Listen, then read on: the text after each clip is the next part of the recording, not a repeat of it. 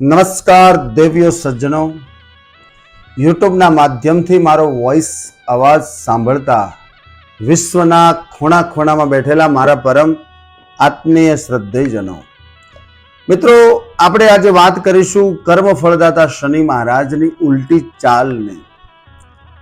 શનિ મહારાજ કુંભ રાશિમાં વક્રી થવા માટે જઈ રહ્યા છે અને જ્યારે વક્રી શનિ મહારાજ થાય છે ને ત્યારે અમુક રાશિઓને લાભ પણ કરાવે છે અને અમુક રાશિઓને નુકસાન પણ કરાવે છે. તો આજે આપણે જાણીશું કે શનિ મહારાજની આ વક્રી ચાલ તમારા માટે આવનારા નવેમ્બર સુધી કેવી સ્થિતિ રહેવાની છે એ બાબતમાં આજે આપણે ચર્ચા કરીશું અને કયા ઉપાય કરીશું કે જેનાથી શનિ મહારાજની કૃપા દ્રષ્ટિ આપણને પ્રાપ્ત થાય. સમય ખરાબ ચાલતો હોય તો એમાંથી કેવી રીતે નીકળવું એ બધું જ માર્ગદર્શન વિશેની માહિતી આજે આપણે આ વિડીયોના માધ્યમથી તમારા સુધી પહોંચાડવાના છીએ. તો મિત્રો, આમ તો એવું કહેવાય છે કે શનિ મહારાજ શત્રુ નથી, શનિ મહારાજ મિત્ર છે. પણ જ્યારે વક્રી અવસ્થા થતી હોય છે, ઉલટી ચાલ એમની ચાલુ થતી હોય છે ને ત્યારે એમના પરિણામ વિપરીત 12 રાશિઓને ભોગવવા પડતા હોય છે. કોઈ પણ ગ્રહોની સ્થિતિ ઉથલ પાથલ જ્યારે થતી હોય છે ને ત્યારે એની તમામ રાશિઓ પર અસર પડતી હોય છે અને એમાંય ન્યાયના દાતા, કર્મના ફળદાતા એવા શનિ મહારાજ જ્યારે વ્યક્તિને સારું પરિણામ આપે છે, આમ તો કહે છે કે રાજામાંથી રંક પણ શનિ મહારાજ બનાવે છે અને રંકમાંથી રાજા પણ શનિ મહારાજ બનાવે છે. તમામ પ્રકારનું બેલેન્સની વ્યવસ્થા કરવાનું કામ, ન્યાય ધર્મ શાસ્ત્ર ને સાથે રાખીને તમામને સજોડવાનું કામ શનિ મહારાજ કરે છે. તો મિત્રો, આજે આપણે આ વિડીયોના માધ્યમથી જાણીશું કે શનિ મહારાજની જે ઉલટી ચાલ વક્રી અવસ્થા થવા માટે જઈ રહી છે એની અસર તમારા ઉપર કેવી સિદ્ધ થવાની છે. તો આવો અમારો આ વિડીયો ઠેઠ સુધી તમે જોજો અને એના ઉપાયો અમે તમને બતાવીશું. એ પ્રમાણે તમે ઉપાયો કરશો તો આમાંથી તમને બહાર નીકળવાનો અવશ્ય રસ્તો મળશે. કર્મના દાતા શનિ મહારાજ કુંભ રાશિમાં વક્રી થવા માટે જઈ રહ્યા છે. આવી સ્થિતિમાં 3 રાશિના જાતકોને સાવધાન રહેવાની જરૂર છે. તો ચાલો સર્વપ્રથમ આપણે જાણીએ કે 9 ગ્રહોમાં શનિ મહારાજ કર્મફળદાતા અને ન્યાયના દેવતા માનવામાં આવે છે અને તેઓ હંમેશા જાતકોને એમના કર્મના હિસાબે ફળ આપે છે. શનિદેવ જો કોઈ જાતક ઉપર પ્રસન્ન થાય તો તેમને રંકમાંથી રાજા અને નારાજ થાય તો આખું જીવન એનું બરબાદ કરી નાખે છે. રાશિ પરિવર્તનની અસર તમામ 12 રાશિઓ પર આપણને જોવા મળે છે. શનિ મહારાજને પ્રતિબદ્ધતાના કારક પણ માનવામાં આવે છે. તેઓ વ્યક્તિને અનુશાસન શીખવવું ખૂબ સારી રીતે જાણે છે અને એ જ ગુણોનું પાલન કરીને જાતકોને પોતાના લક્ષ્યોને મેળવવામાં સફળ થાય છે. શનિ મહારાજ સૌથી ધીમી ગતિમાં ચાલવાવાળા ગ્રહ માનવામાં આવે છે અને તેઓ એક રાશિમાંથી લગભગ 2.5 વર્ષ સુધી અને એવામાં જ્યારે એક રાશિમાં ફરી વખત જ્યારે આવતા હોય છે ત્યારે લગભગ 30 વર્ષનો સમય એ લે છે. શનિ મહારાજ સમયને મૂળ ત્રિકોણ રાશિને કુંભ રાશિમાં બિરાજિત થાય છે અને રાશિમાં આખું વર્ષ રહેશે, પરંતુ સમય પર સ્થિતિમાં બદલાવ સાથે નક્ષત્ર પરિવર્તન પણ કરે છે. જ્યોતિષ શાસ્ત્ર અનુસાર કર્મફળદાતા શનિ મહારાજ 29મી જૂને કુંભ રાશિમાં વક્રી થશે અને તેઓ 15 નવેમ્બર સુધી વક્રી અવસ્થામાં આ રાશિના જાતકોને લાભ આપશે. તો તમામ જાતકોને સાવધાન રહેવાની જરૂર છે. તો ચાલો આપણે જાણીએ કે શનિ મહારાજની ઉલટી ચાલથી કઈ રાશિના જાતકોએ સાવધાન રહેવું. તો સર્વપ્રથમ આપણે વાત કરીશું મિત્રો મેષ રાશિની. મેષ રાશિના 11મા ભાવમાં શનિ મહારાજ વક્રી થવા માટે જઈ રહ્યા છે અને આ સ્થિતિમાં શનિ મહારાજની ઉલટી ચાલ મેષ રાશિના જાતકો માટે ફાયદાકારક સાબિત થશે નહીં. તમારે પૈસા સંબંધી સમસ્યાઓનો સામનો કરવો પડી શકે છે. તમને નાણાકીય લાભથી ઓછા સંતુષ્ટ તમે થઈ શકો છો. આ સમય દરમિયાન તમારી ઘણી ઈચ્છાઓ પૂર્ણ થતી જણાશે, કારણ કે તમારે માનસિક નુકસાનનો થોડો સામનો પણ કરવો પડી શકે છે. પૈસા સંબંધી કોઈ પણ કામ થોડુંક વિચાર કરી અને કરવું. તમે બચત કરવામાં સફળ થઈ શકો છો. સ્વાસ્થ્ય પર પ્રતિકૂળ અસર થઈ શકે છે.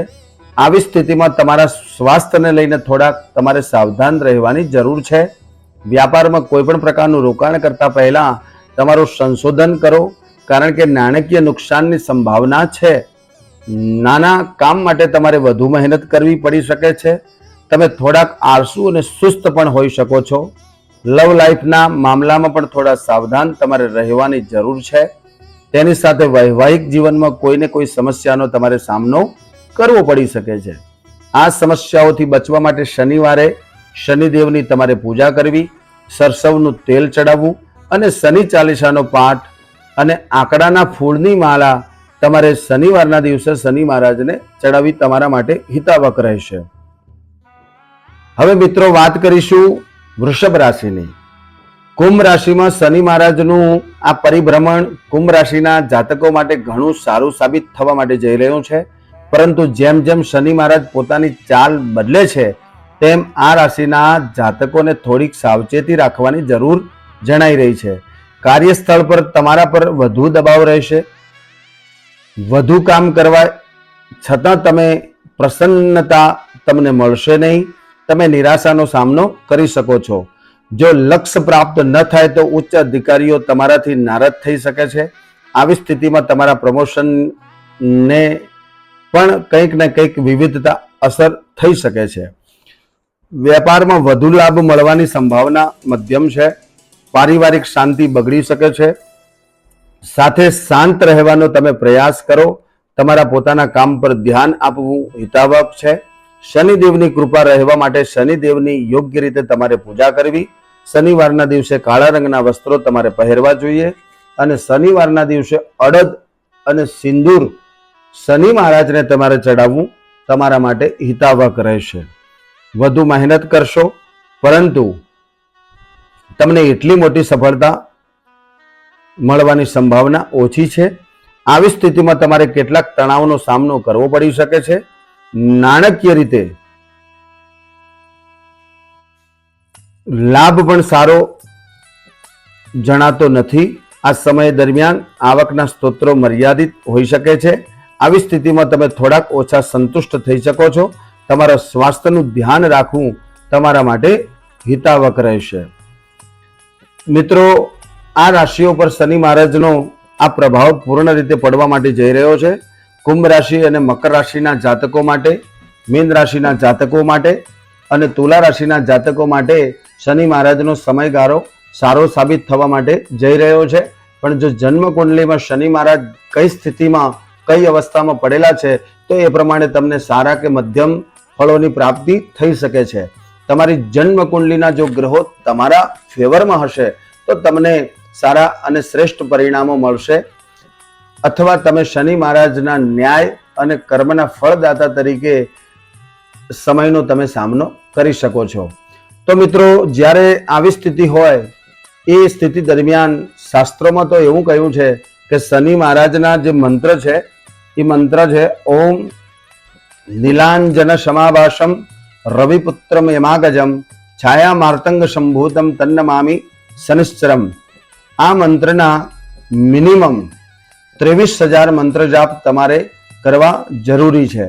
અને જે વ્યક્તિઓની જન્મ કુંડલીમાં દાખલા તરીકે કર્ક રાશિમાં,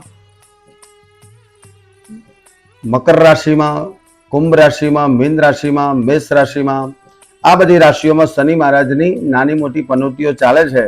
તો પનોતીઓમાંથી મુક્તિ મેળવવા માટે ઓમ સમ શનિશ્ચરાય નમઃ અથવા આખો મંત્ર છે પ્રામ પ્રીમ પ્રોમ શહ ઓમ શનિશ્ચરાય નમઃ. આ મંત્રનો મંત્ર જાપ તમારે કરવો તમારા માટે હિતાવક રહેશે. શનિવારના દિવસે શનિ ચાલીસાનો પાઠ કરવો જોઈએ. શનિ મંત્રના જપ કરવા જોઈએ. હનુમાનજીના મંદિરે જઈ તેલ સિંદૂર ચડાવી અને શનિવારના દિવસે જેટલું બને એટલું શનિનું આરાધન કરવું જોઈએ. બને ત્યાં સુધી ક્રોધને શાંત રાખવાનો પ્રયત્ન કરવો. કોઈ પણ પ્રકારનો ઉતાવળીઓ કે ખોટો નિર્ણય લેતા પહેલા 10 વખત વિચારી અને પછી જ તમારે આગળ વધવું જોઈએ. મિત્રો, આ ગણના જ્યોતિષ શાસ્ત્ર પ્રમાણે તમારા સુધી પહોંચાડવાનો પ્રયત્ન કર્યો છે. આવનારી સ્થિતિ સમય ઉપર નિર્ધારિત હોય છે, એટલે આ સમયને માન આપી અને તમારે તમારું કાર્ય ધીરે ધીરે આગળ વધારવું જોઈએ. શનિ મહારાજને પ્રાર્થના કરીએ છીએ કે શનિ મહારાજ કર્મફળ દાતા છે. આવનારા સમયમાં તમને ખૂબ સારું અને શ્રેષ્ઠ ફળ આપે એવી આપણે શુભકામના સાથે પ્રેમથી બોલીશું. કર્મફળ દાતા શનિ મહારાજની જય હો.